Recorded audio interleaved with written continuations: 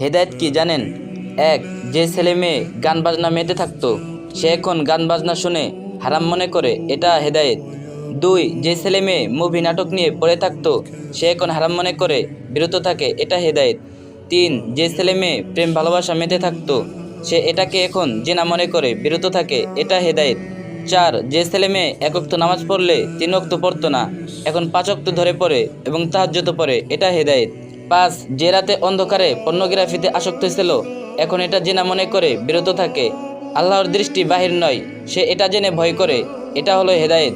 ৬. যে বন্ধু বান্ধব অহেতুক আড্ডা মেতে থাকতো দুনিয়া নিয়ে পড়ে থাকতো এখন আজান হলে সে মসজিদে চলে যায়, এটা হেদায়েত।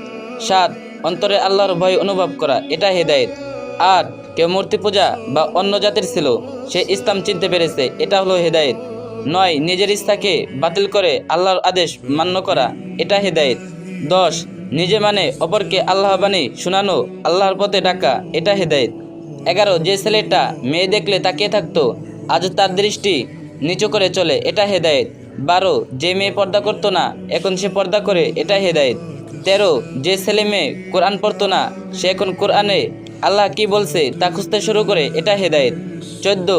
যার চাওয়া শেষ ছিল না আজ সে সন্তুষ্ট আল্লাহর ফয়সালার উপরে, এটা হেদায়েত। ১৫.